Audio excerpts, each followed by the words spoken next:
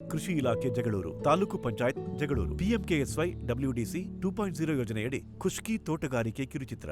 ಮುಷ್ಟೂರಪ್ಪ ನನ್ನ ಹೆಸರು. ಜಮೀನು 224, ಮುಷ್ಟೂರು, ಜಗಳೂರು ತಾಲೂಕು, ದಾವಣಗೆರೆ ಜಿಲ್ಲೆ. ತೆಂಗಿನ ಗಿಡ ಇವು ಕೊಟ್ಟಿದ್ದಾರೆ. ಇದರಿಂದ ನೋಡ್ಬೇಕು, ಶೇಂಗಾ, ರಾಗಿ ಅವೆಲ್ಲ ಬೆಳೀತಾ ಇದ್ದೀವಿ.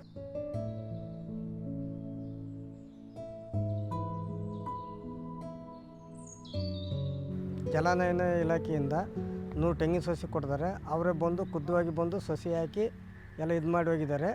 ಈಗ ಒಂದು 6 ವರ್ಷಕ್ಕೆ ಫಲಕ್ಕೆ ಬರ್ತವೆ.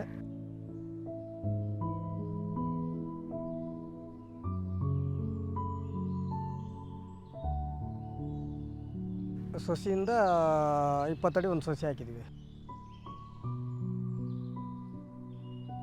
ಈ ರೈತ 4 ಎಕರೆ ಭೂಮಿಯಲ್ಲಿ ಸಸಿಗಳನ್ನು ನೆಡುವ ಮೊದಲು ರಾಗಿ, ನೆಲಗಡಲೆ, ಮೇವಿನ ಜೋಳವನ್ನು ಬೆಳೆಯಲಾಗುತ್ತಿತ್ತು.